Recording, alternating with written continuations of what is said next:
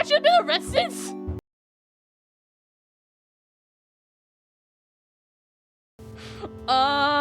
You better quit scrimming there, buddy. We'll cut you off fair and square. Ah, come on, Blubs. I saved the town from an undimensional demon. Give me a break. Sorry, Sam. We got a job to do. Oh, no. Oh, no. Stan grumbles quietly. A man behind you leads you towards the road behind Stan and Blubs. You got him in cuffs.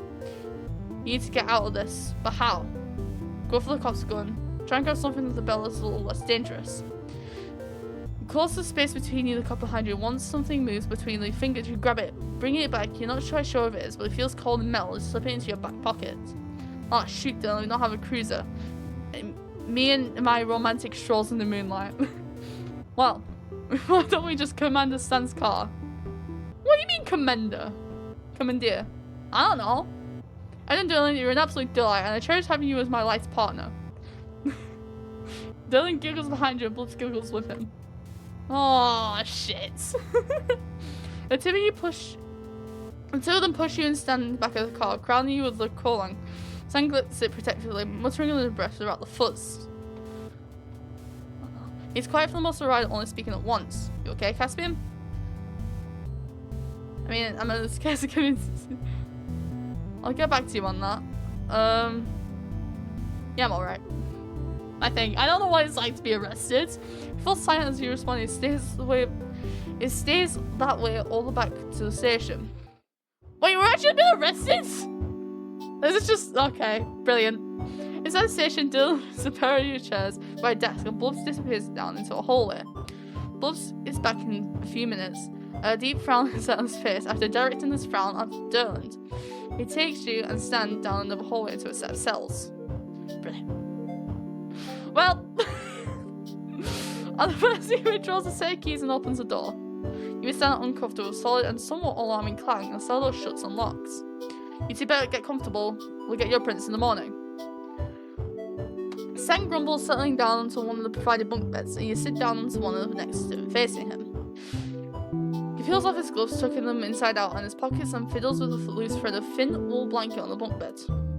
Through the door in the hallway, you heard Dylan say something fancy black finger paints to Blubs. Okay. Here in the bright fluorescent lights, you see that he still has a bit of blood smeared under his nose and under his chin. You feel a flush of embarrassment, and you remember that you're the one who did that to him. I can't wait to see how everyone back home reacts when they find us out. I got arrested. Unless it's not so great. Are we really in jail again? I have some kind of weird nightmare. You can say that again. How are we gonna get out of here? Stan shrugs, puts his arm on the chest and flopping back into the mattress. Don't think we can, kids. I'll see if I can convince them that you got hypnotized or something to come along with me, to keep you out of trouble. Listen, if you're going down with this, so am I. He laughs quietly, propping himself onto his elbows. You don't get in trouble with the law, kid, trust me. This is my first time spending the night in jail, not by a long shot. Sounds rough. Well, yeah.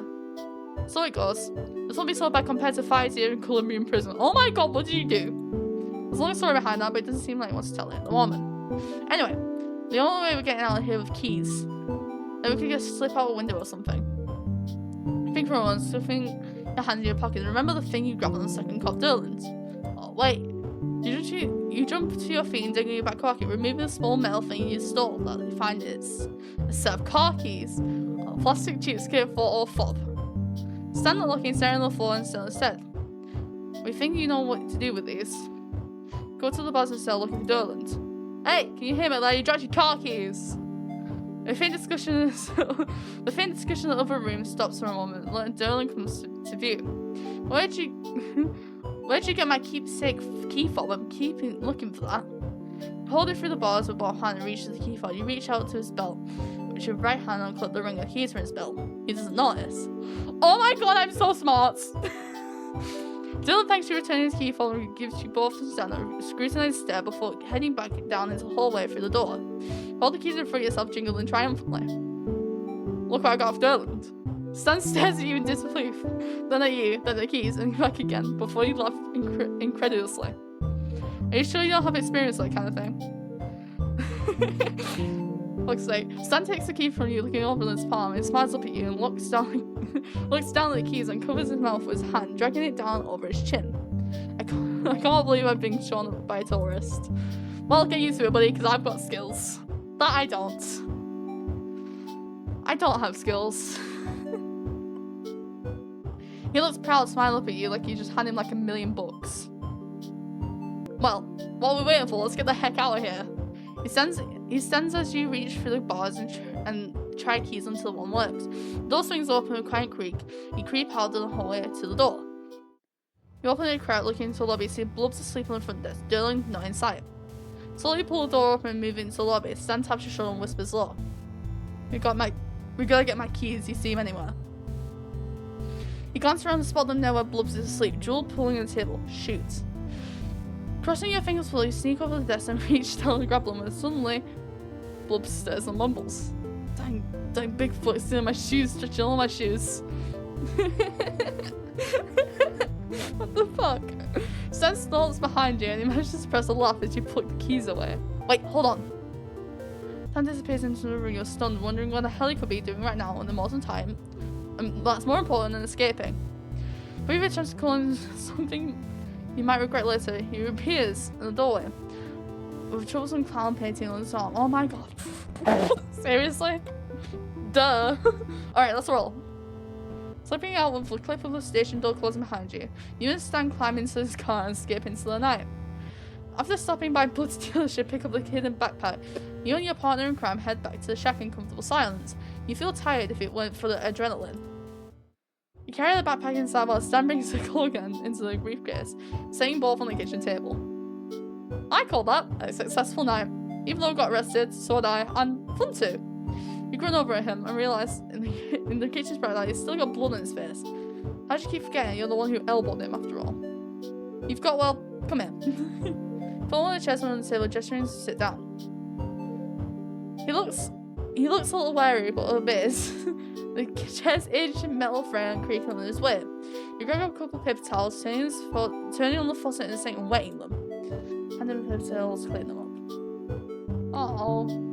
Mentally steadying yourself, you hold back the side of his face, neck in your hand. With gentle pressure, you guide his head tilt back until he lifts up, fully your overhead light. You finally push under your hands, his skin heating up, and seems too surprised to protest or even speak as you wipe his now dry blood on his face.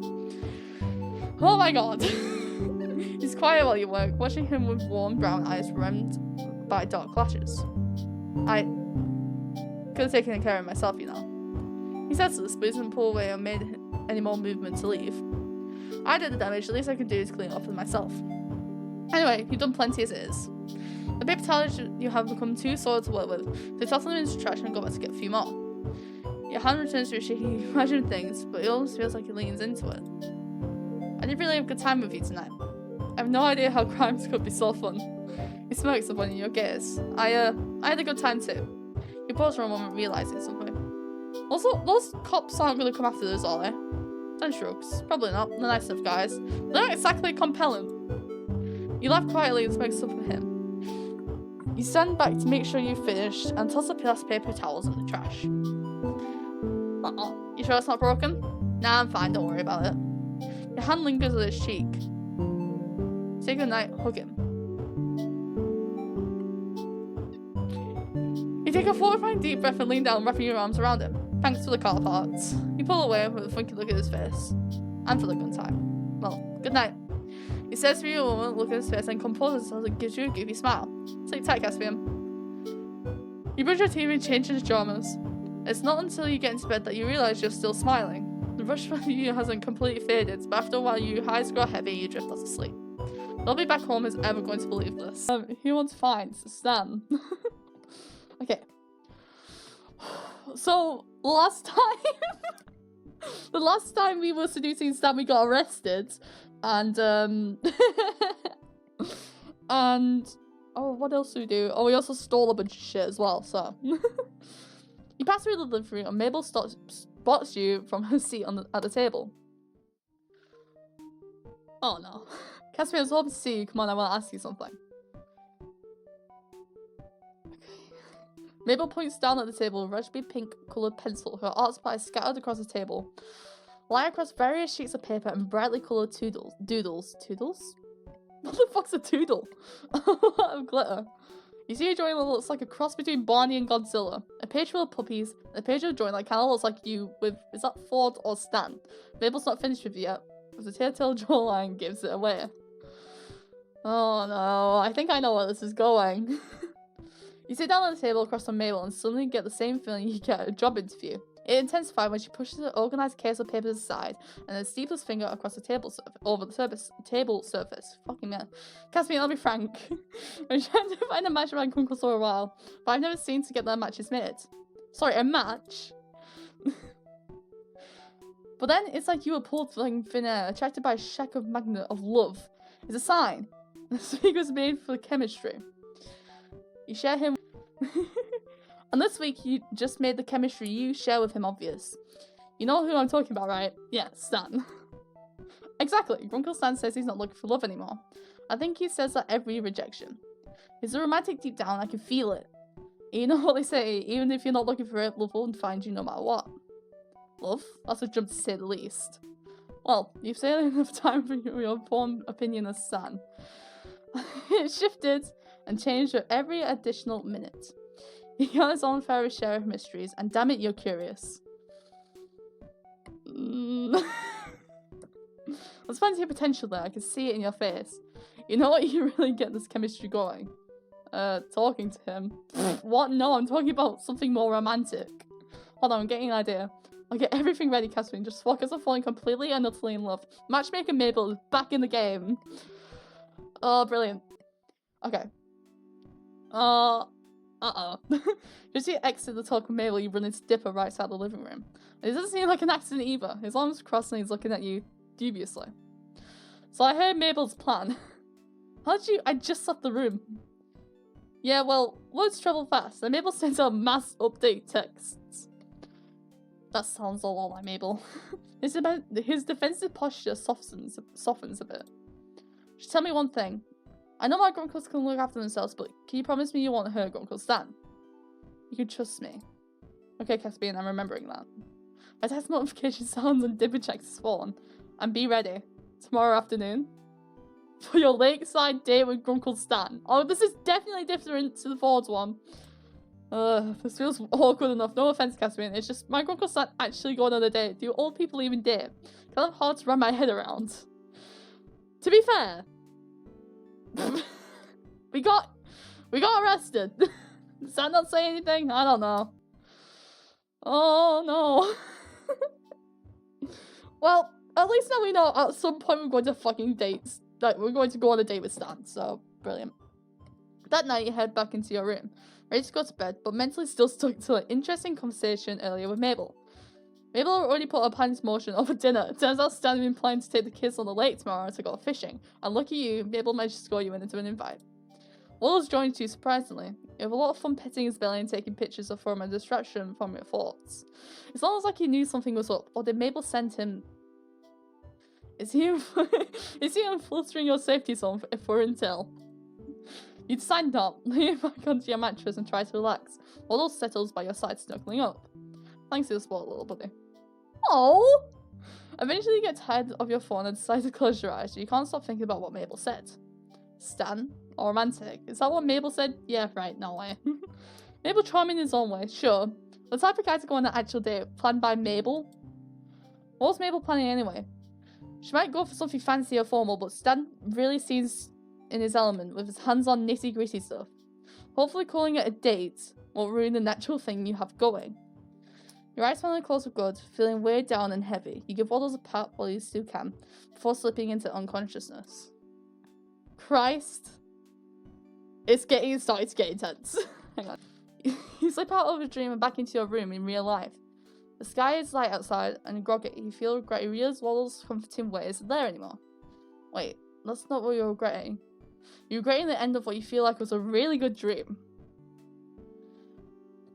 Stan taking you with him to the lake, you think, and somehow ended it up in the water. Sunlight streamed down on him, and he grinned at you, while his white shirt sticking with the wet skin. That'd be a day, alright.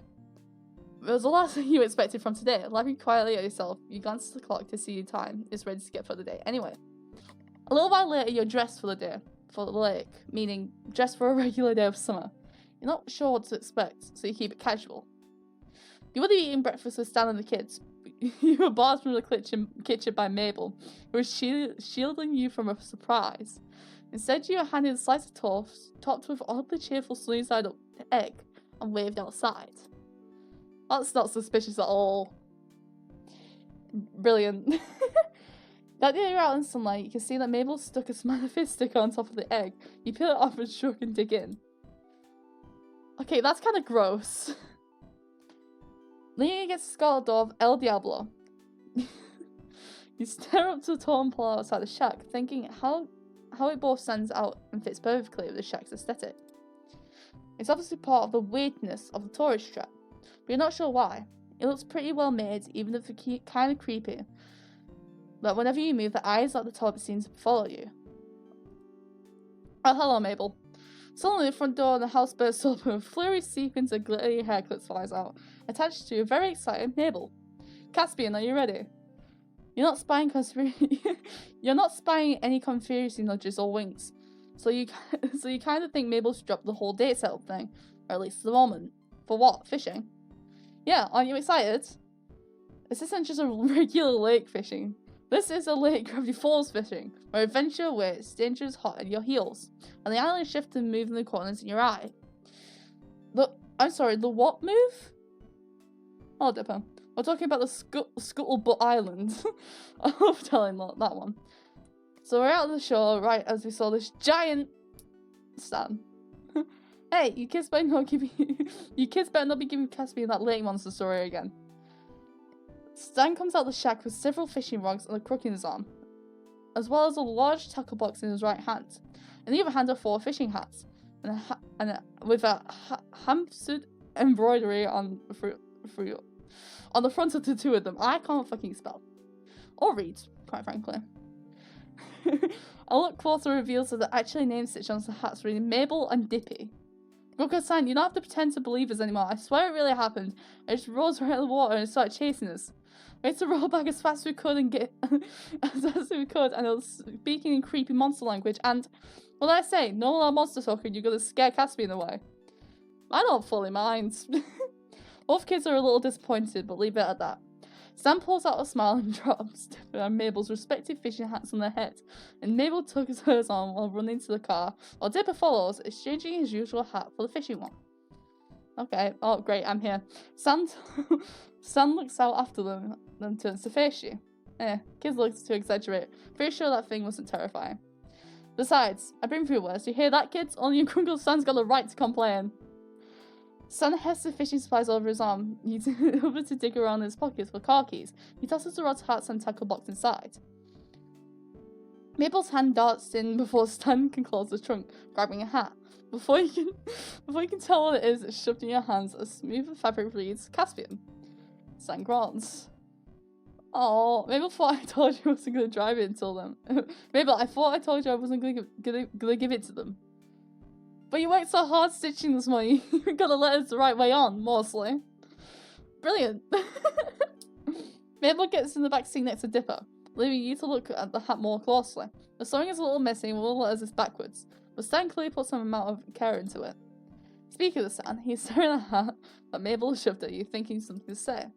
Did you really make this for me? Stan scratches the back of his head and shrugs a little. Yeah, Mabel wouldn't let me live until I made you one. It said it would be nicer if all of us had matching hats or something. Immediately put the hat on, put the hat in your back pocket for put the hat back in the trunk for never. Immediately put the hat on. You put it on and being at Stan. He doesn't respond, just reaching up and close the trunk. But you see that he almost looks too privately pleased to give a comment. Oh, come on, let's get in the lake before the tourists take all the good parking spots. Whoa, this looks better than the other one. Because it was nighttime on the other one, but this one's like bright. The parking lot is far less packed than Stan made it out to be. The weather brought out the true fishing fanatics. You recognise a few customers from the shack gift shop. Milling about, I don't fucking know. There are a couple of clouds out. The sunshine is warm against your skin, and you step out the car, and you shield your eyes just like as you shield your eyes from the light as you look out of the lake. A few boats bobbing up and down in the blue-grey water sport telltale signs of fellow fishers with poles sticking out of the boat's edges. Well, some people are just relaxing in the water. Families sit on beach towels to sunbathe, and you spot a couple of kids standing in the line for a hot dog stand. For a small town, this place is pretty lively. Mabel and Dipper run to the shore with a splash from Mabel soon and devolves the moment in the contest of who can splash who worst. You grin at them and the laughter. A quiet grunt from behind you catches your attention. After get out 3-ounce trunk, Stan struggles to get the fishing equipment out without dropping anything. Offered helping carry the poles. Hey, need some help? Stan glances up at you. It's really not that much, you know. Not even a couple poles. Stan considers for a moment, then hands you 2 of the 4 fishing poles. Think you can hold your own? What? Under the crushing weight of a couple of fishing poles, I think I can manage. You hear Mabel's voice in a distant away from the shore. Truce, hold on, I've got a phone call. You see Mabel taking out her cell phone as Dipper takes the opportunity to start wringing out parts of his shirt. Okay, I'll be there in 5. Bye, Grenda. What? Willow hangs up and rushes to you and Stan. Uncle Stan, really sorry, but it's an emergency happening right as we speak. What, is somebody dying? No, the opposite. It's a birthing. What? What? Grenda Jr. is having a baby right now, and Grenda needs me to be my police support. Uncle Stan, you gotta let me go. What the? Grenda's like 13. What the fuck? I don't know. Stan stretched her frowns. I don't know, so if we're not gonna fish today, can she hold it in? Isn't that a thing that happens? What the fuck is going on? No, it's not every day I can see blood with an English childbirth. Google Stan, please. What the fuck? Mabel gives him those patent Mabel puppy eyes. Stan lets her happy side, shakes her head and smiles. Alright, Pumpkin, go on. I know your friend is waiting for you. Thank you. Mabel wraps her arms around Stan and waves, gives him a strong hug. Her wide grin never faltering. Then she goes and grabs Dipper's wrist before dashing off. And take your Dipper for moral support. Why? What the? Why? Okay. I hope that baby is like a fucking pet or something. Wait, I didn't agree to this. Mabel! I thought lizards hatched from eggs. Wait, what? I thought so too, but hell, I've seen weirder. No question to it, kid. What? I'm so confused.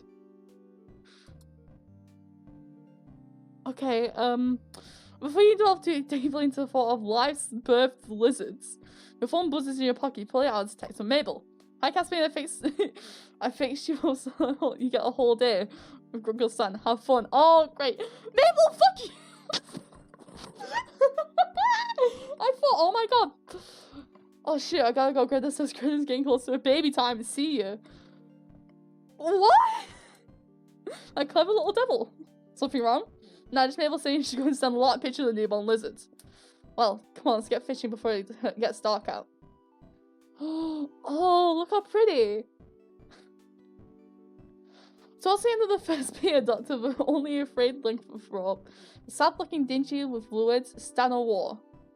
Oh, rusted on thick black paint. You know, a small rusty mortar in the stern that looks as if it's going to fall apart at any moment, and looks to be a hastily made patch on the side. There's no way this thing is watertight. Stan sets the 2 poles down inside, along with the tackle box and gestures to the boat. Well, there she is, a beauty, isn't she? Well. Look at Stan look like his boat and then back at him. It's a bit small, don't you think? And crosses his arm. What are you saying? You got a problem with my boat? No, it's just... Come on, man's boat. Elbow room safety concerns capacity. What do I say? I don't know how to... I'm a lesbian, for fuck's sake. I don't know how to... safety concerns. Elbow room. Well, we're going to put the magic fish. We'll go to the couch. Sunglasses, expression brightening. Ha! Optimistic. I like it. I'm going reeling so much fish to be coming out your ears, Stanley Pines. Alright, hotshot. I'll hold you to that. Oh, fuck's sake. I don't know how to fish, for the life of me. Stan climbs down in the boat first, and he offers you his hand to steady yourself as you follow him down. The boat wobbles a little, swaying dangerously away from your body, but Stan's grip is firm, and you're able to get in the boat without incident. Well, like, careful now, I wouldn't want you getting wet before you even started. The floating's a little tricky, see. The plank is a habit of moving and tipping tipping this boat the whole way over. And when that happens, you want to swing your weight over here. Okay, no, I'm getting out. Stan chuckles heartily, making it clear he was joking. In your relief, you notice that he's holding your hand from the assist earlier. I'm just messing with you, don't worry. You're not gonna get wet, toots. You're in good hands. And this, isn't the only fishing vessel I own. The other one's bigger, called the Stan War 2. Creative. Hey, I'm not joking this time, I've got pictures. Hold on. And you, quit standing, take a seat. Don't want you losing your balance. You sit and watch as Stan digs out his wallet and opens it. It's full of photos that several come free, running down to the floor of the boat. As you pick them up, you see that are pictures of Seuss, the kids, and a teenager you've been told is Wendy. I kind of forgot Wendy was a person, you know. This is the Stan War 2. God. I'm already getting nervous. Don't ask why, but I see something happening and I don't know what it is. Stan hands you an unfolded photo which depicts him and Ford standing proudly on the deck of a comparatively larger, newer and safer looking vessel than the one you're on now. It's docked in place that you don't recognise.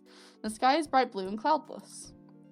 She's a resilient one, sailed all over and never let me down once. Well, until me and Ford came back to Oregon. Then poof, she sputtered out and we had to send her for repairs. Something about sailing in extreme environments. Oh. Point is, I'm back. Oh my gosh. Alright, point is, I'm backing down to the Stan War Mark 1. What? I don't know what I'm reading. Hang on. Point is, I'm back down to the Stan War Mark 1 over here. This old girl's got her quirks, but she's reliable. I'm guessing this one needs fixing pretty often. Yeah. She's just like my El Diablo. Every time it broke down, I fixed it up again. Learned real quick what to do over time, but what not to do under the hood. Okay. He chuckles to himself and dusts off his hands before presenting his outstretched palm to you. You see that big scar right across my palm? I told the kids I could fight a big old grizzly bear. You should have seen the looks on their faces. Thought I was some kind of hero, you know. But the real story is I burned out the engine when I was 16. Must have thought I was hot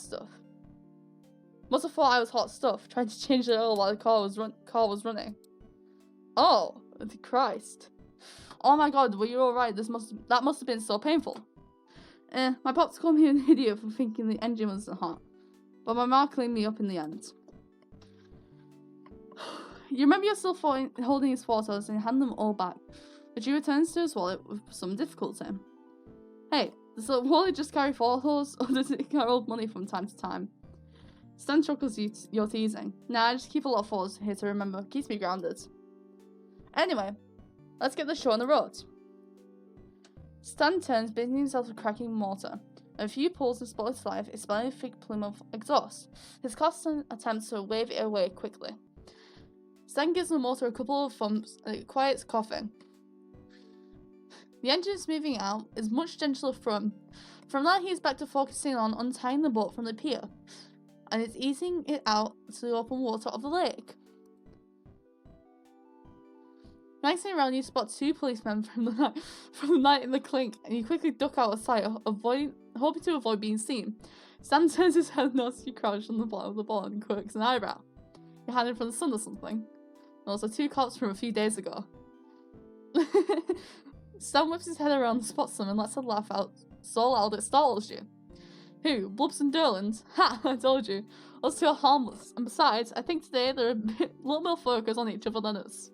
Oh, I forgot they're dating. Well, apparently dating. I hope canonically they're dating, because that'd be hilarious. You peek your head up and over the edge of the boat, just enough to check out Stan's claim. Sure enough, the two cots seem to be engrossed only in each other, laughing and applying sunscreen to each other's skin. It's cute, you think.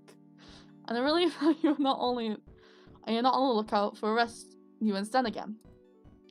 Phew, thank goodness, the cell's too cold to go back to. Stan gives a nod to agreement. Hopefully in the tackle box, there's a bunch of colourful lures inside, a few hooks, and some spare string-full poles. He motions to you to hand him your pole. Within moments, he's got a hook tied to the end of your line. You're a live bait or lure kind of person. Live for lure. I think live. Aha, gotcha.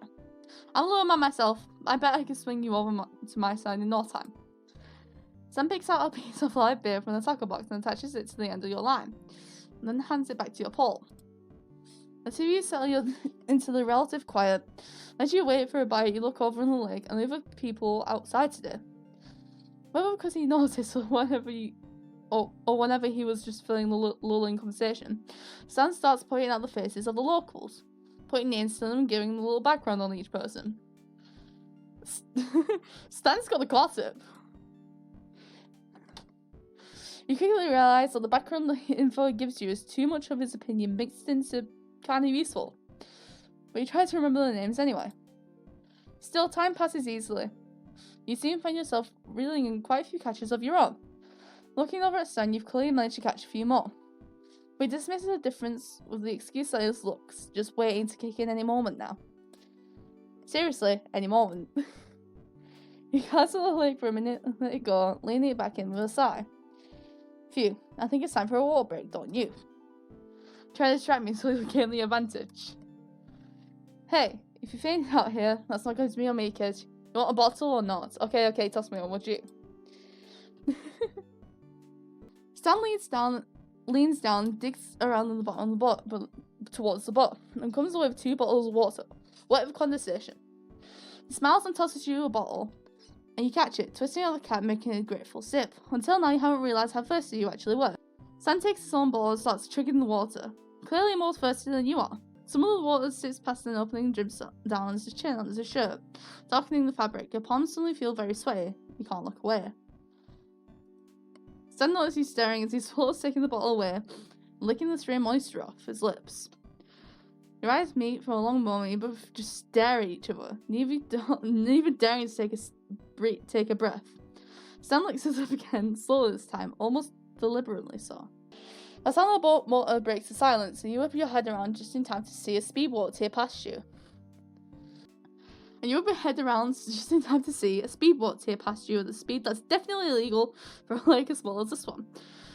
You have half a mind to share a very rude gesture to the driver, but suddenly Stan is grabbing your hand and shouting, "Look out!" What? What the fuck is happening?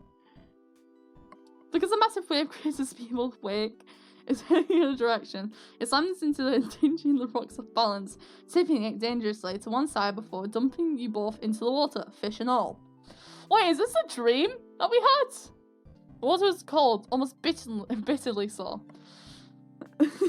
For being in the middle of summer, despite surfacing nearly instantly, you're already soaked and shivering. The poles of the tackle box and the fish are long gone. The boat floats upturned some distance to your right, soon over to it, and grip onto the curve on the belly, gasping for air. Oh no. I'm pretty sure this is a dream. You hear Stan sputtering behind you, making his way to the boat, yelling on the offending boat, using some very cool terms you've never heard before. Make a mental note to remember later for posterity. Yeah, whatever the fuck that says. Once he makes it to the sandal, he sags heavily against the wood, taking in deep, measured breaths. His suit completely sorted, his wet shirt clings tightly to his body. This is a fucking dream we had!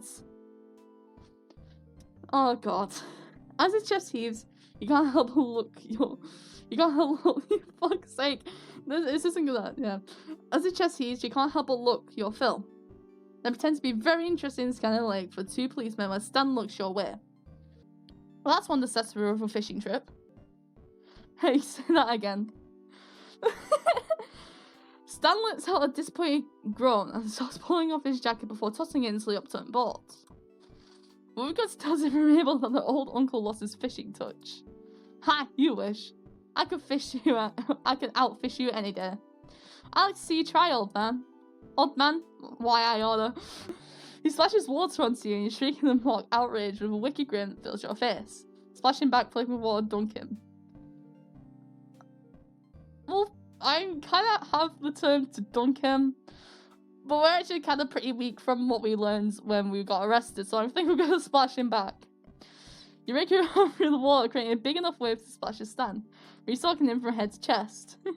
He looks shocked for a moment, before laying out a deep belly laugh, returning the gesture with an even bigger splash. God, we're both children. By the time Buzz and Taylor comes to rescue you, you're both so utterly soaked from an impromptu water battle. There's no way you're drying off in the sun. You and Stan exchange, Kia smiles and bluffs head back at shore. Something tells you, despite losing all the fish, you weren't going back empty-handed, and neither was Stan. What? Okay. Walk back to the car, slow and methodical. A relief after the adrenaline rush you just had a little while ago.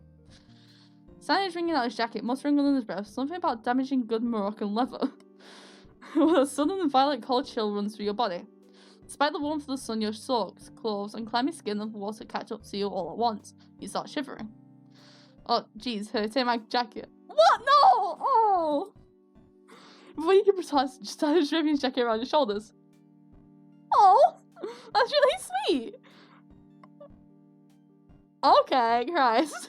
Instantly, you're immediately surrounded by a sense of warmth, and your chills subside just a little bit. Somehow, his bite would take a dumbkiller look along with the rest of him. The jacket smells good. It's a faintly woodsy smell in its smokiness. It takes everything in, but you burrow your nose into the thick of it. While you're busy taking in the jacket, Stan hops into the driver's seat and has the El Diablo cranked and running in a flash. You need a ride back? Stan, you are my ride. I know, I'm just teasing you. Yeah. He reaches across the bench and seat and opens the passenger door, motioning you to come inside. Come on, let's go back to the shack. It's a lot warmer in there. It's a lot warmer in here than out there, you know. Oh my god! Oh my god! Stan flicks on the radio once you're cruising down the road. As the gun song comes on, and you both know the words to. Stan is humming along quietly, pretend not to notice, not wanting to ruin a good thing. The breeze through the open windows is calming as the trees whiz, but you don't regret getting soaked anymore. It's not long before Stan pulls up to the shack and shuts off the El Diablo. I hope I'm saying that right. You both exit the car, your limbs crack and pop from exertion. And you only now do you realise how exhausted you are from the day's adventure. Man, you'd kill for a nice warm dry bed right now. Hey Caspian, oh no. Stan holds for a moment and scratches back his head nervously. He's looking at the ground, shuffling his feet back and forth, trying to find the right words to say. Okay, I feel kind of bad about getting you all sorted today. I promise you'd be in good hands, and everything went right to hell in a handbasket, didn't it? Stan, it's fine, really. Do you like campfires? What? I asked if you like campfires. Yes. Great, hold on, I'll be back in a few minutes. What the fuck is going on? What? Okay. What is going on? That was just a random question. I know he's gonna come out with a fucking campfire. But what the I'm a lesbian. I don't know what the fuck how to feel right now.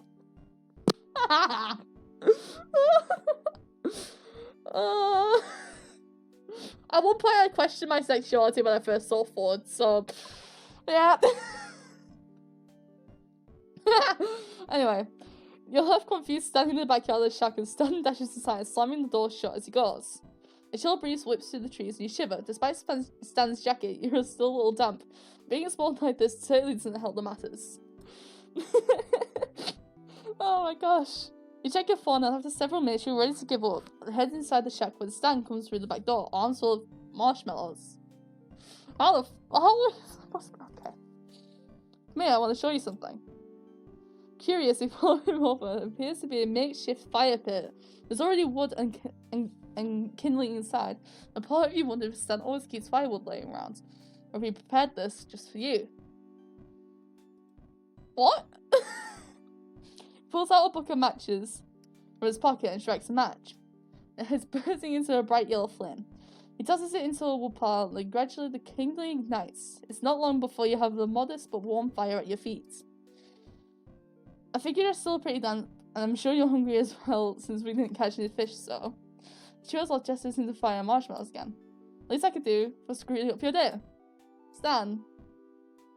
This is wonderful, thank you. This is wonderful. Stan, I thank you so much. Oh god, we're falling. Stan blushes a little from the praise. You tell he wasn't expecting it with that much sincerity. Well, shucks, I'm glad you like it. You're not sure how long you sit out by the fire, roasting marshmallows over the open flame. Stan in his mouth more times than you can count, trying to eat marshmallows far too soon.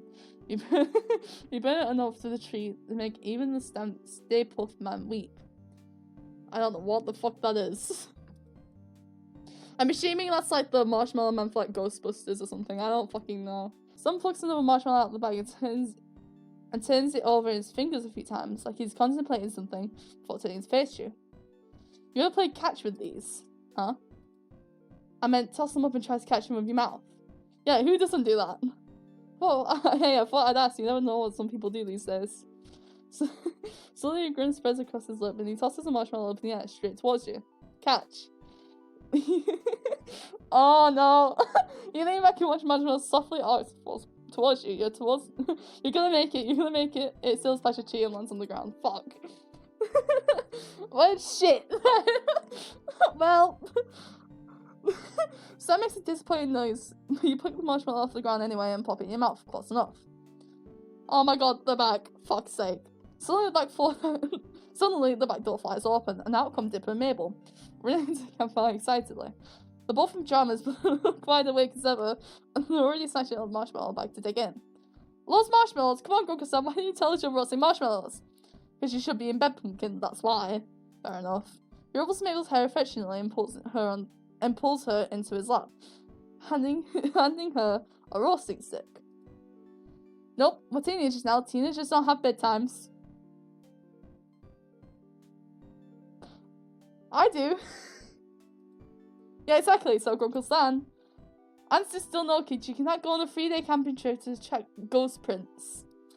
But Grunkle Ford supports my theory. If you ask me, your Grunkle Ford needs a bedtime too. What a fucking roast. So that's that live lizard birth. Oh, they're so excited and Grenda Jr. was so relaxed. What? She didn't even realise Grenda Jr. Wait, what? I'm talking. She didn't even realise Grenda Jr. If she was being born before her very eyes. And then Dipper, did you tell him the rest? Wait, Dipper, you tell him the rest. Why do you keep telling me I didn't get a great look? I give you from where seen needs to me. You saw the whole thing up close, intimately, unforgettably. Live lizard birth, that's what I'm saying. I don't know what a live lizard birth is. Well, I do, but like, I don't know why they've included it. Dipper shivers not from the chill of the night air. Okay, fine. Oh no. So Grenda Jr. a screen imprinted on Dipper. Isn't the cutest thing little dip topper mom? Oh god. No, it's not. And I'm not a little. I'm manly. Same here, Dipper. Fuck's sake. You and Stan chuckles at kids' antics. You give each other knowing glances as you each pop another marshmallow into your mouths.